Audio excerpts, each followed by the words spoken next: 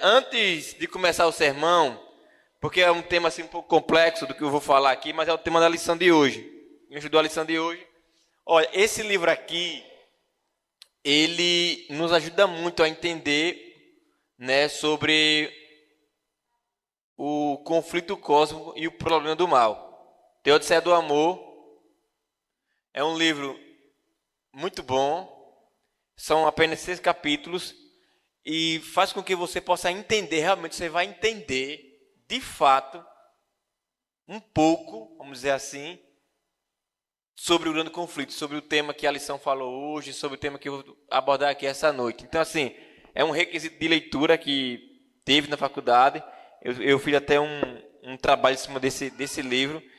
E assim, eu aconselho a qualquer um comprar. Não sei se já tem ele em PDF. Se tiver, eu posso até mandar. Vou pedir para uns colegas que tiverem lá da faculdade, porque ajuda de verdade.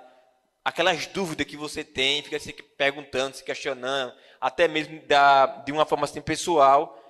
Esse livro nos ajuda a entender os bastidores do grande conflito. Então, esse é o tema, né, que está aqui, essa noite aqui na tela. O conflito cósmico. E eu começo falando justamente sobre essas origens, né? Como é possível, você consegue imaginar como é possível que possa existir um conflito, uma guerra entre Deus e Satanás? Me diga, parece que é ilógico. Como é que o Deus Todo-Poderoso, né, trava uma luta com quem? Com uma criatura. Porque assim, essa luta ela não está no campo do poder. Porque se estivesse no campo do poder, ela nem teria acontecido. E é isso que esse livro nos ajuda a entender, que a guerra que está acontecendo entre o bem e o mal não está na esfera de poder. Mas nós sabemos que Satanás acusou o trono de Deus, que diretamente está acusando como Deus governa a sua criação, as suas criaturas. Então, o conflito começa com as acusações feitas por Satanás sobre o governo de Deus, sobre o trono de Deus. Então, a resposta de Deus não poderia ser com força, mas teria que ser com o quê? Mostrando para as pessoas que a argumentação, as acusações de Satanás estava equivocada, estava errada, né? E é esse o grande conflito, é isso que está acontecendo aqui. Porque Satanás acusa Deus de ser um ditador e de não ser amoroso ou generoso. E Deus se defende, dizendo sim, que ele é generoso, que ele é amoroso e que ele é bondoso. Mas muitas das vezes na nossa vida aqui, a gente se questiona se de fato Deus é amor, porque a gente vive N situações de desafios, de problemas, de sofrimento, e por um instante a gente se questiona, por que isso? E essa noite, mais uma vez, nós iremos falar sobre esse assunto. E esse assunto vai trazer, de um lado, Deus, e do outro lado, o acusador, né? Ele acusando e Deus mostrando que o que ele está fazendo, a acusação dele é sem fundamento. Ela é uma acusação falsa, sem crédito, sem credibilidade. Então, vamos lá, porque Deus que deseja falar conosco essa noite. Abra aí a sua Bíblia, para a gente começar em Gênesis, no capítulo 3. Gênesis 3. Gênesis 3.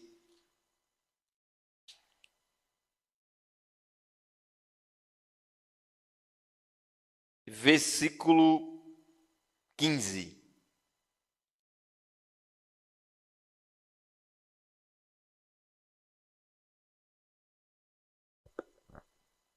Gênesis 3, versículo 15.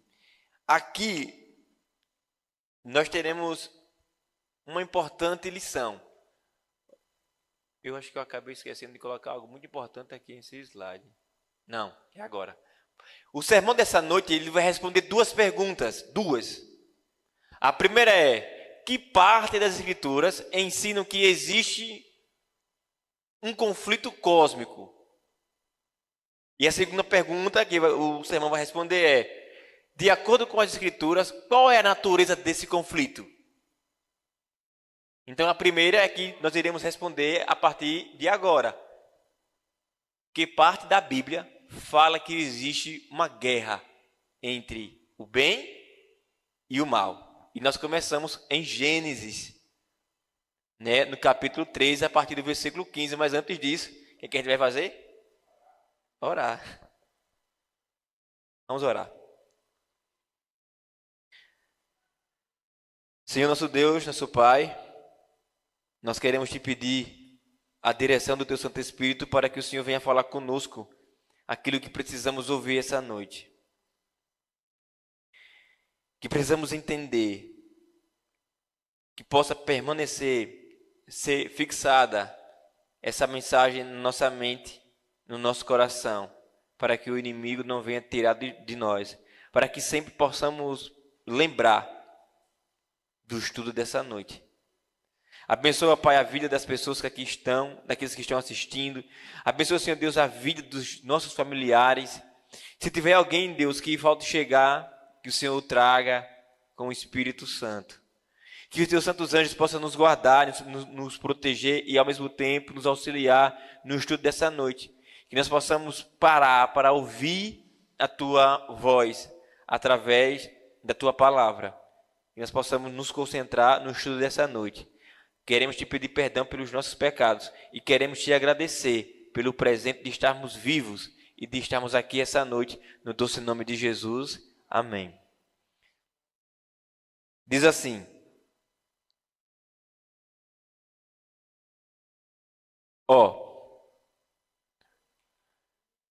porém inimizade entre ti e a mulher, entre a tua descendência e a descendência dela.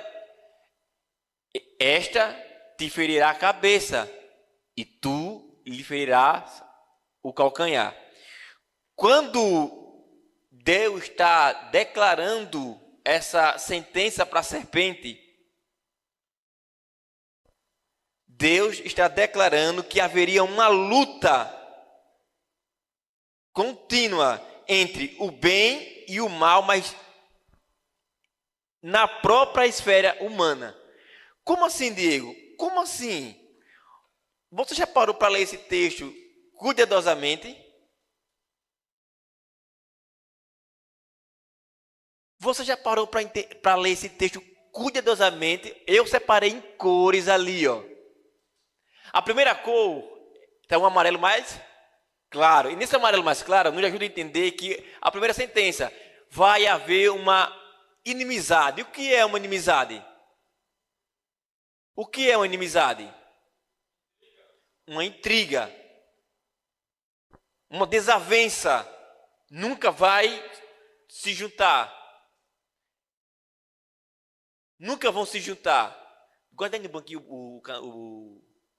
o copo. Isso, bota aí. Depois você pega. Então, a primeira notícia, a primeira informação que nós temos é que vai ter uma inimizade. Eles não vão se dar bem, mas eles quem? A descendência da serpente e a descendência da mulher. Oxe, mas a serpente pode fazer filho? É justamente isso que nós iremos estudar essa noite. Claro, a serpente não pode fazer filho. Porém, existem dois tipos de criaturas no nosso mundo. Dois. A raça humana se divide em dois grupos de pessoas. Dois. Os ímpios e os santos. Olha que interessante. Os ímpios e os santos. os nascidos da mulher, eles são aqueles que, durante sua vida, eles escolheram servir a Cristo. Negaram os prazeres desse mundo. Negaram a si mesmo, a si próprio, para estar na presença de Deus. Mas o descendente da mulher, o melhor da serpente, é totalmente o contrário. Escolheram viver o prazer desse mundo e virar as costas para o amor de Deus. Então nós temos dois grupos de seres humanos. Os que têm prazer em servir a Deus e aqueles que perseguem o povo de Deus. E agora, Jesus diz que o descendente da mulher esmagará a serpente na cabeça. Mas a serpente, descendente dela, vai atacar na onde? No calcanhar. Não é isso que está lá o texto? Ó? Porque significa o quê? Falsidade. As mentiras, as arrogâncias, a corrupção. Sim, esse mundo daqueles que escolheram caminhar pelo lado das trevas vão fazer de tudo para prejudicar os filhos da luz. E agora sim a gente começa o sermão. Então ficou claro aqui que aqui em Gênesis 3,15 existe dois tipos de pessoas nessa terra. Os descendentes da mulher, os que procuram a santificação, a justiça, o amor de Deus, e aqueles que fogem da presença de Deus. Mas quando eles fogem da presença de Deus, é para perseguir aqueles que escolheram caminhar com Deus. Olhando para esse texto, que exemplo, que imagem vem na sua mente agora sobre esse texto? De uma história bíblica. Se quiser falar, pode falar. Lendo e em cima da explicação que eu estou dando aqui. Qual é a primeira imagem que vocês veem aqui? De uma história bíblica. De duas pessoas. Quem? Abel, quem? Entendeu agora aqui? Os descendentes da mulher são pessoas como Abel, que escolheram obedecer, que escolheram ser submisso, que escolheram fazer a vontade de Deus. E o descendente de Caim aqui é totalmente o contrário. Decidem desobedecer e decidem se vingar. E aqui a gente começa. Olha só, um inimigo fez isso. Abra aí a sua Bíblia preciosa, as suas Sagradas Escrituras, em um texto que está lá em Mateus, no capítulo 13.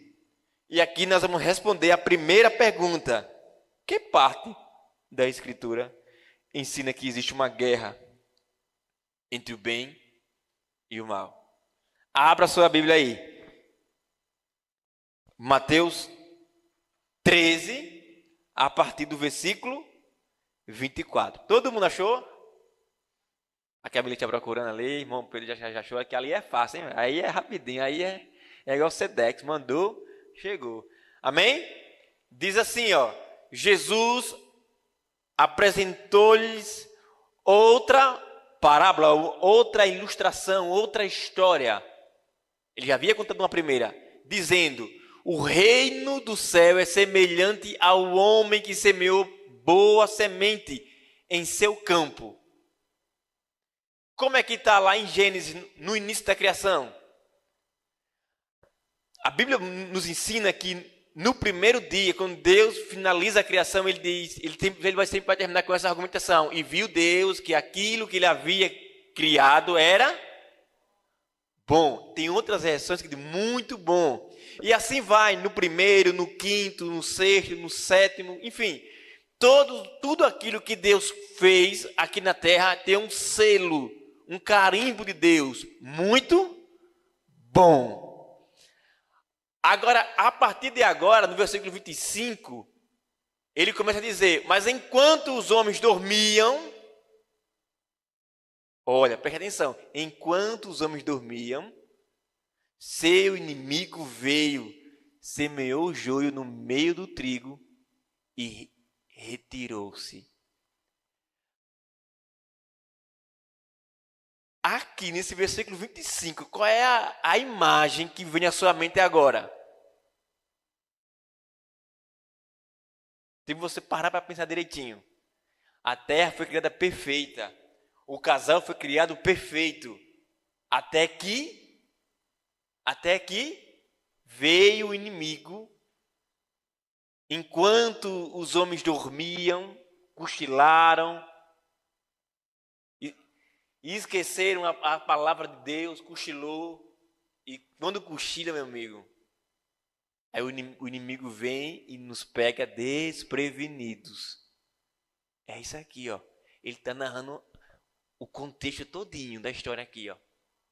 E o versículo 26, agora, fala assim: assim, quando o trigo cresceu, começou a dar o quê? Espigas, apareceu também o joio. Eu comecei o sermão falando de quantos grupos de pessoas? O descendente da mulher e o descendente de quem? Quantos? 2. O versículo vai passando e diz: estava tudo tranquilo, até que alguém veio e plantou uma semente. Deus plantou a boa semente e esse inimigo plantou a má semente. E agora nós temos o quê? O trigo, que é aquilo que Deus plantou. E agora nós temos o que agora? O joio. Mais 2 características de pessoas. 2. O trigo e agora o joio. Então, os seus servos do proprietário chegaram e lhe disseram: o que seriam os servos aqui? Como você vai ler o texto, Jesus depois explica a parábola. Mas enfim, Senhor, não semeaste boa semente em teu campo? De onde vem o joio? E aqui a gente tem a primeira pergunta sobre aquilo que o mundo questiona: se Deus é tão poderoso, se Deus é tão amoroso, de onde veio o joio? Seria Deus vulnerável? Mas a resposta que a Bíblia está nos dando, está dizendo que havia um inimigo e que tinha uma outra semente, uma semente do mal, uma semente que levaria vamos dizer assim, a humanidade para o precipício, para a morte, para o erro. Continuando. Versículo 28 fala assim: ele lhes respondeu, algum inimigo fez isso. E os seus servos lhe disseram: queres então que o arranquemos? Qual é a primeira coisa que nós fazemos quando uma pessoa nos faz mal? Quando uma pessoa nos machuca, qual é a primeira coisa que a gente faz? Se afasta. Arranca aquela pessoa do seu convívio, do seu mundo. Mas olha a resposta de Jesus. Mas ele disse: não façam isso. Para que ao tirar o joio, não arranqueis com ele também o trigo. Deixai ambos crescerem juntos até a colheita. Na época da colheita, direi aos que fazem a colheita: ajuntai primeiro o joio e ateai-o em feixes para queimá-lo. O trigo, porém, recolhei no meu celeiro, ou junta e coloca no meu celeiro. Aqui nós temos uma, vamos dizer assim, passagem direta de Deus falando, do próprio Jesus falando, do quê? Do conflito. Que existe um conflito, que o nosso Pai do céu, ele criou o mundo perfeito, nunca foi plano de Deus que houvesse a maldade, as doenças, as mortes, o sofrimento, todas as tragédias que existem nesse mundo. Na madrugada de hoje, a terra tremeu. Em nossa região. Foi de 2, alguma coisa. Quando eles mediram lá. No projeto de Deus não havia terremoto. Não havia tsunami. Não havia todas essas calamidades que existem no nosso mundo. Eu vi uma cena ontem que eu fiquei com nojo. Porque imagina um ser humano pegar um animal como aquele nojento e tá comendo ele vivo. Um morcego desse tamanho aqui, olha. Os caras rasgando no dente. Veja o que Satanás está fazendo com o ser humano. É a mesma coisa que ele fez lá atrás, no passado, com os antediluvianos. E novamente, nesse momento da história do nosso mundo, ele continua fazendo a mesma obra de nos destruir, de nos pegar e nos levar para o precipício da morte eterna. Mas Jesus aqui está alertando que existe sim uma batalha, uma guerra entre o bem e o mal. E que Deus não desejou o mal, mas o mal, infelizmente, foi uma escolha nossa. E eu e você e eu, escolhemos todo dia fazer tomar uma decisão diferente de Adão, tomar uma decisão diferente de Eva. Porque muitas das vezes nós questionamos, porque ela comeu, porque não sei o quê. Mas nós hoje, na nossa vida diária, nós também podemos tomar uma decisão diferente de que eles tomaram. Porque nós também temos a palavra de Deus. Nós também temos o conselho de Deus. E por que não vamos nos agarrar a esse conselho? Porque o inimigo ele está assim, com essa expressão aí, de raiva, de ódio, querendo nos devorar, querendo nos destruir. Ele não está de brincadeira. É sério.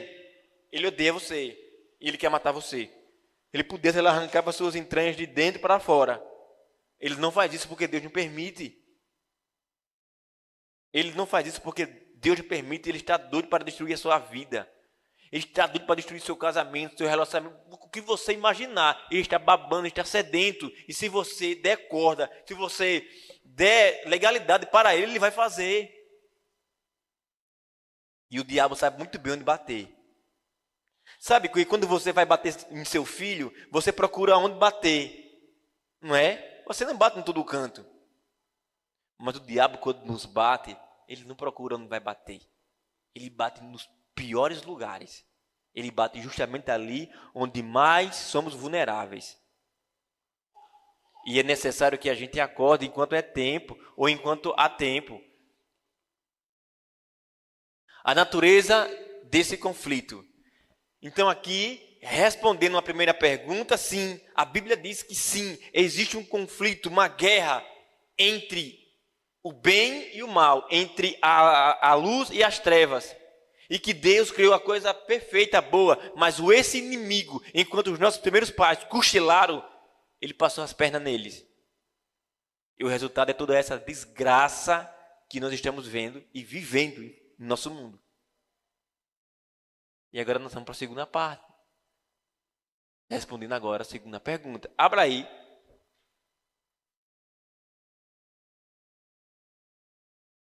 Abra sua Bíblia. Em João, o Evangelho, capítulo 8.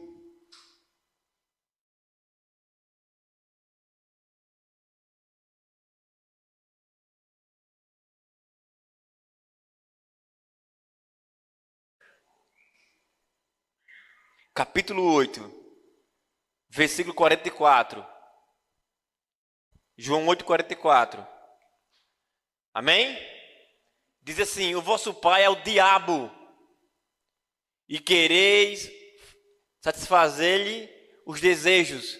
Que desejo é esse? O desejo que vai de contrário com a lei de Deus.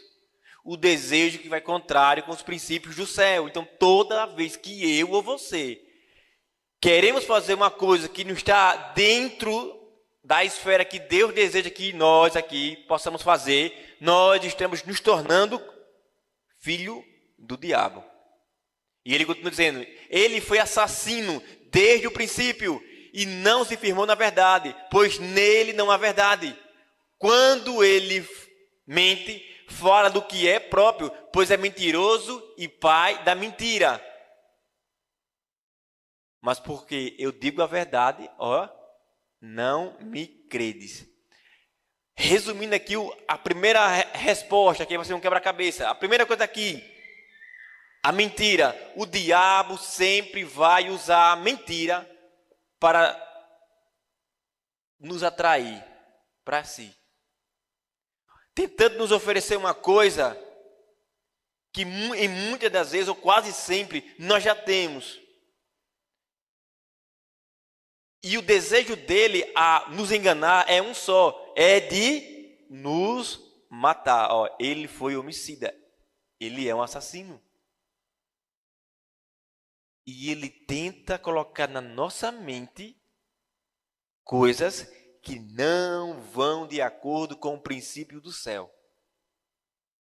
E aí, meus queridos irmãos, devemos acender a nossa luz, o nosso farol, o nosso alerta. Porque o propósito dele é um só. Ele não deixou de ser homicida. E ele usa a mentira para tirar proveito disso. E ainda caminhando agora, as suas mentiras, o desejo de ser um homicida em seu coração causou uma rebelião no céu. E lá em Apocalipse 12, versículo 7, fala assim, então houve guerra no céu, Miguel e seus anjos batalhavam contra o dragão, e o dragão e os seus anjos reagiam. Mas estes não prevaleceram e perderam seu lugar no céu. Foi expulso o grande dragão, a antiga serpente, chamada Diabo e Satanás, porque engana todo mundo. Ele e os seus anjos foram lançados aonde? Por terra, na terra. Então veja que através das suas mentiras, ele causou uma guerra. Ele dividia o céu e ele veio para a terra com sede de vingança. Ele veio para a terra para beber sangue. E o sangue que ele quer beber, que Deus nos livre, é o meu e o seu. Está sedento. Mas tem outra coisa. Para fechar essa pergunta aqui, responder essa pergunta. Até esse momento da história do grande conflito, os anjos questionavam de fato por quê? Qual era a intenção de Satanás? Muitos anjos não sabiam de fato qual era a verdadeira intenção do inimigo.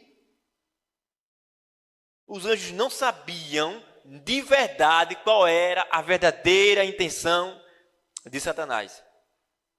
Sabe quando foi que isso mudou? Sabe quando foi quando os seres celestiais olharam para a terra com um olhar diferente e a máscara de Satanás caiu, de fato? Está aqui. Abra aí a sua Bíblia. No Evangelho de Mateus.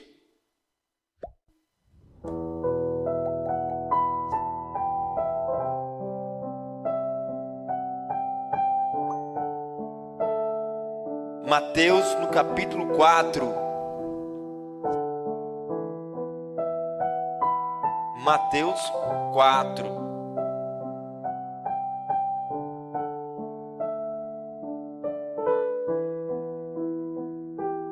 Mateus 4, a partir do versículo 8.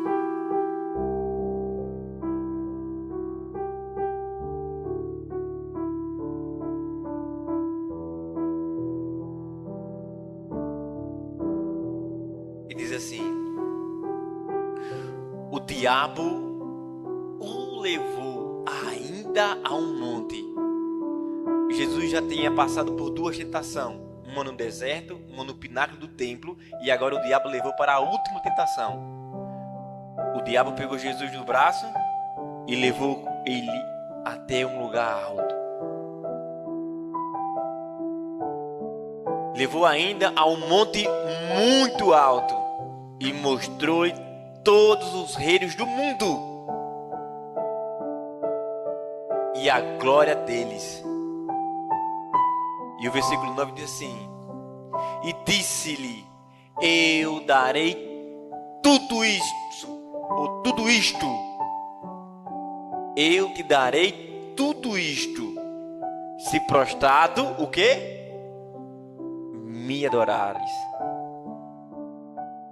Irmãos, aqui ficou claro, ficou evidente qual foi o verdadeiro propósito de Satanás desde sua rebelião no céu até aqueles dias de Jesus na terra.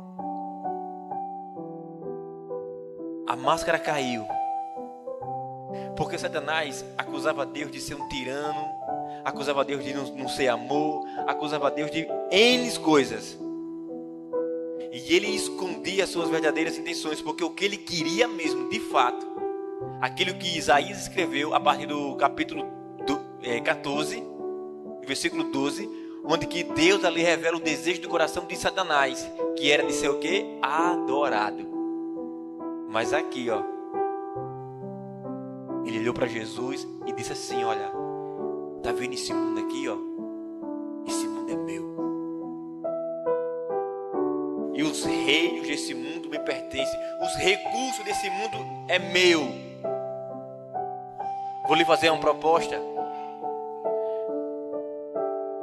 Se você me adorar, eu te darei toda a glória desse mundo.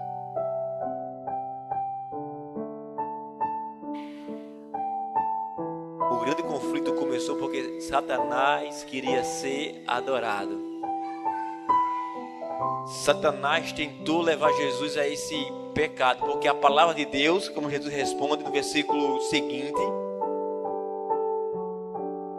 versículo 10 diz: então Jesus lhe ordenou: retira-te, Satanás, porque está escrito: ao Senhor teu Deus adorarás, e só a Ele darás o quê? Culto. Irmãos, é mandamento. Nós só devemos adorar a Deus. Nada, nem ninguém na face desse mundo deve ocupar esse lugar que só pertence a Deus. O mundo pode tentar colocar, o ser humano pode tentar colocar qualquer coisa nesse espaço. Essas pessoas famosas, elas se destroem, elas se prostituem, elas usam drogas, elas usam álcool, ela faz o escambau para tentar preencher um buraco, um vazio que somente Deus tem a capacidade de fechar ali. Não existe ninguém na face da terra que possa preencher o vazio que existe no seu coração. Nada, nada. Você pode usar droga, você pode ter relação sexual, você pode fazer o que você quiser, mas naquele espaço ali é só de Deus. No outro dia vai estar um vazio tão grande no mundo e você vai ficar cada vez mal, porque esse lugar só pertence a Deus. Porque existem pessoas tão simples nesse mundo, que andam na presença de Deus, não tem dinheiro, não tem fama, talvez nem tem comida, nem roupa, como nós temos. E você olha para essas pessoas, por que ela está sorrindo? Ela não tem nada. Ela não é ninguém. É porque essas pessoas têm uma coisa que Satanás rejeitou, que é a presença de Deus. Porque a presença de Deus é mais do que o ouro. A presença de Deus é mais do que a prata. A presença de Deus é mais do que qualquer outra coisa. E Jesus nos ensinou, com a resposta que ele deu a Satanás: eu não quero a sua glória. Eu não preciso da sua glória. Porque eu sou submisso a Deus. E não preciso das suas coisas, das coisas desse mundo, diga a mesma coisa, ou melhor, que nós possamos dizer a mesma coisa para Satanás quando ele vier nos tentar. Eu não quero a sua glória, eu não quero o seu mundo, eu não quero assinar a sentença de morte que você já assinou. Eu não quero ser co-participante da sua destruição, porque o Senhor Jesus me ofereceu algo maior e algo melhor do que ouro, do que a prata. Ele nos ofereceu a si mesmo da pior maneira possível. Como assim, Diego? Lá na cruz. Ali ele se entregava por mim e por você. Ali ele sofria por mim e por você. Cada gota de sangue que saía do seu corpo era por mim e por você. E o seu último suspiro foi por mim e por você. Mas nada, absolutamente nada nesse mundo fez Jesus desistir. Nada fez Jesus desistir, nada. E na manhã do primeiro dia, Satanás foi derrotado. Diga amém. A morte foi derrotada. O bem venceu. E agora essa vitória de Jesus, ela é compartilhada. Ela é dividida com as suas criaturas. Jesus nos chama para sermos mais do que vencedores. Irmãos, deixe Jesus tomar conta da sua vida. Deixe Jesus guiar os seus passos. E eu sei que não é fácil, porque a carne é fraca, como ele próprio disse. Se é fraca na presença dele, agora imagina sem ele. Olha para esse texto aqui. Ao lidar com o pecado, Deus poderia usar apenas a justiça e a verdade. Então Deus, é isso que o livro vai falar. Ó. Ao lidar com o pecado, Deus só poderia usar a sua justiça e a verdade. Por exemplo, só o seu caráter. E continua o texto dizendo assim: por outro lado, Satanás, por outro lado, usava adulação e engano. Ele dizia que ao pedir obediência, Deus estava apenas buscando a própria exaltação.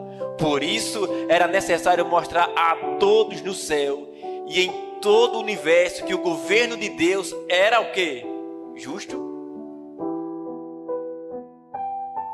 Satanás fez parecer que estava agindo para o bem do universo, mas na verdade seu objetivo era outro.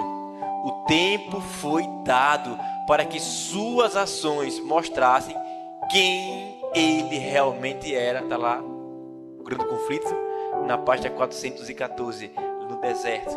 A máscara dele caiu. No pináculo do templo, a máscara dele caiu. E quando ele levou Jesus para um lugar alto, mais alto que havia ali na região de Jerusalém, a máscara dele ficou por terra. Porque ali ele, de fato, mostrou quais eram as suas intenções. Ele queria ser adorado. Ele queria ocupar o lugar do Criador.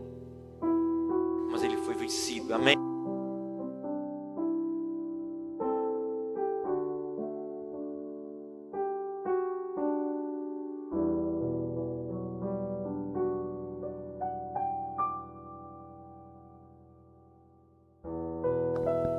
Como eu dizia, ele foi vencido.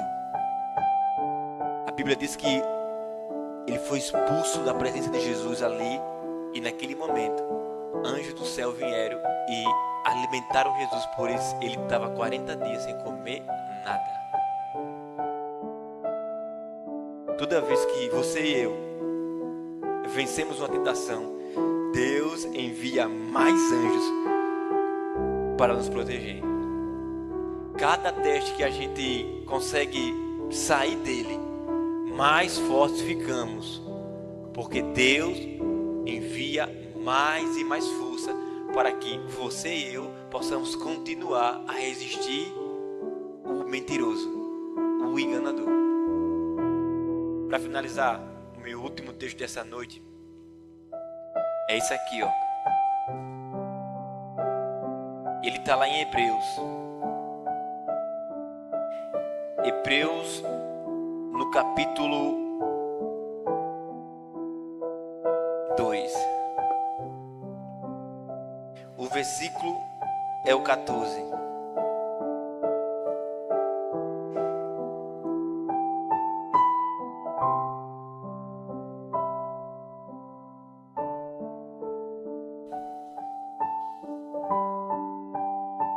Amém? 2,14. Capítulo 2, a partir do versículo 14. 2.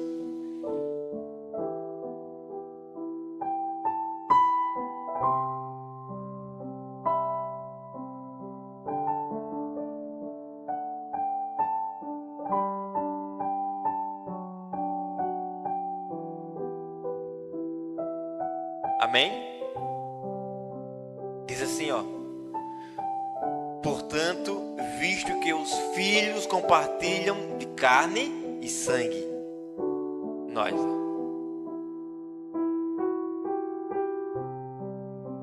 ele também participou das mesmas coisas, para que pela morte destruísse aquele que tem poder da morte, isto é, o diabo. Versículo 15. E livrasse todos os que estavam sujeitos à escravidão durante toda a vida, por medo da morte. Jesus nos libertou do cativeiro de Satanás. Jesus nos libertou do poder das trevas. Jesus nos tirou da morte.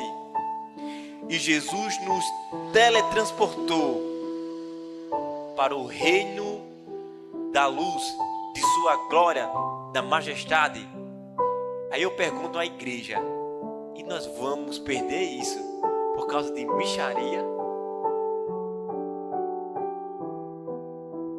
Nós não vamos perder isso por causa de mixaria, não.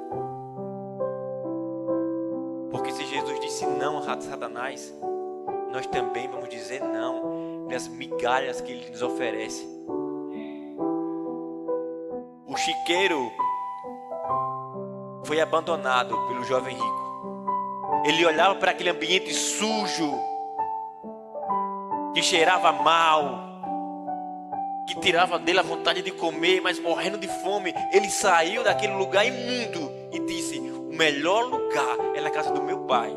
E nem que ele me trate como um escravo, é melhor na casa do pai. Mas na casa do pai, você e eu nunca seremos tratados como escravos.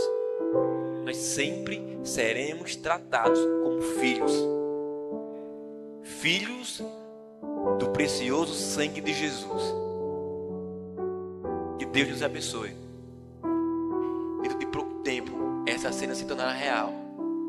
Ele voltará com poder e grande glória. E que naquele dia, cada um que se encontra aqui essa noite pode se alegrar e dizer: esse é o Deus que eu esperava. Eu passei por tanta humilhação, mas Ele passou muito mais. Eu passei por tanto sofrimento, mas Ele passou por muito mais. Eu passei por tantas decepções, Ele passou por muito mais. E é por causa dele que eu hoje estou aqui. Que Jesus nos ajude. Que Jesus toque no nosso coração e faça com que essas coisas fúteis desse mundo realmente sejam fúteis. Que o nosso coração não tenha prazer nenhum de aceitar as migalhas do diabo. Amém? Vamos louvar?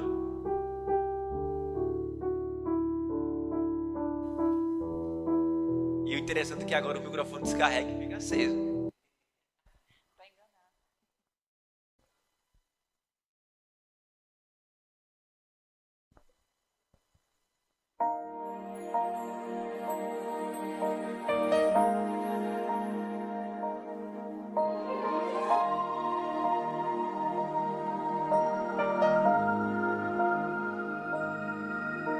Silêncio invade o céu, o universo ali contempla o cenário de uma cruz.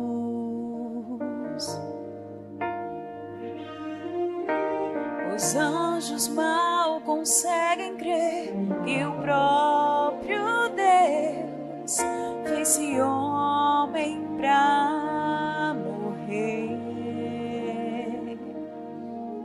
e se humilhou como um de nós, sua glória recusou.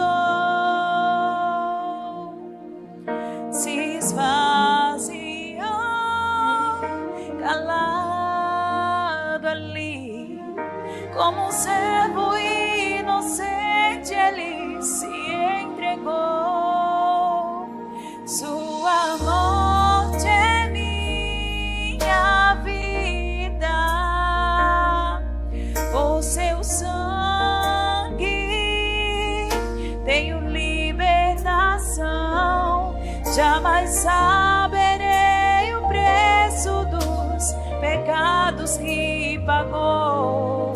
És o único Deus, meu Salvador. Na cruz estava ali um cordeiro sem pecados, me substituiu.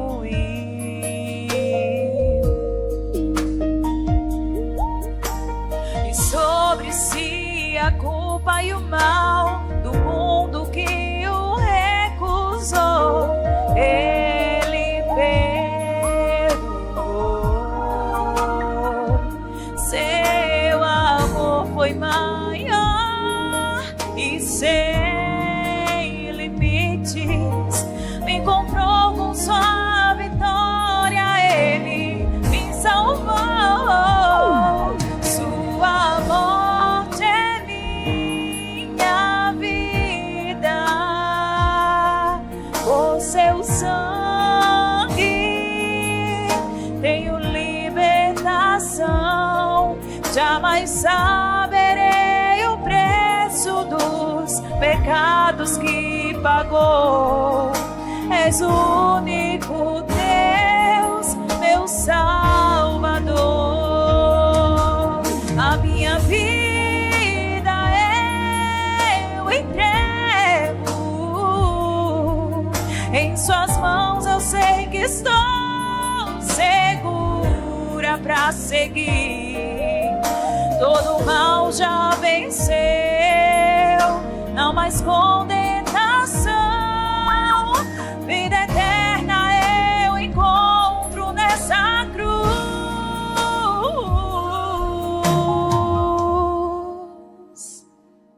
Sua morte é minha vida. Sua morte é minha vida. O seu sangue tenho libertação. Jamais saberei o preço dos pecados que pagou. És o único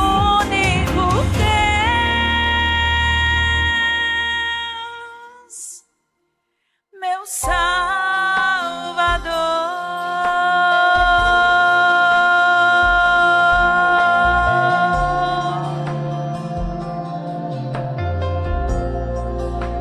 Amém.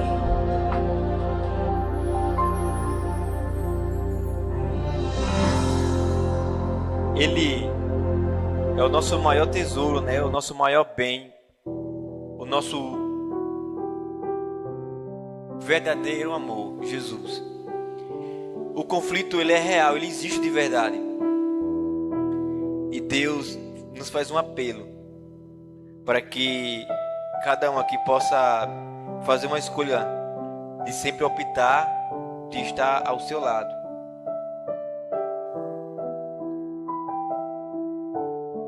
E essa escolha que nós temos que fazer, ela não deve ser apenas com palavras, mas ela tem que ser com atitude, com ações. Que Deus nos dê uma semana especial, que Ele nos dê uma semana de bênção, e que nós possamos sentir a alegria de ler a palavra dEle, de meditar no estudo da palavra dEle, e que a gente tenha tempo, tire tempo para a comunhão. Não faça só da igreja ao seu momento de relacionamento com Deus, mas que você tenha esse espaço sagrado na sua casa. É ali que começa de verdade, é ali onde vai ser separado o joio do trigo. Não é aqui na igreja, não, é lá na casa. É ali em casa, na minha casa, na sua casa, que a gente separa. O melhor, Deus vai separar quem é e quem não é. Porque uma coisa que eu talvez não esqueci, mas porque Deus, Ele é perfeito. O joio e o trigo são dois grupos de pessoas. O descendente da mulher e o descendente da serpente. Mas porém, eu que escolho ser ou descendente da mulher, ou eu escolho ser o descendente da serpente. Ou você escolhe ser o joio, ou você escolhe ser o trigo. É você que escolhe. Que cada um, começando por mim aqui essa noite, possamos escolher ser o descendente da mulher, ser o trigo. Amém? E que nada nesse mundo nos tire a alegria, nos roube a alegria de adorar, como foi agora nesse momento de cantar e de sentir que Ele está aqui. Amém? Vamos orar. Senhor, obrigado porque essa noite, mais uma vez, cada um aqui, começando por mim, pôde sentir a Tua presença ao falar conosco. E que sejamos sábios para tomar a melhor de todas as decisões.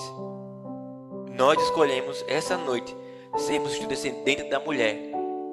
Essa noite nós escolhemos ser o trigo.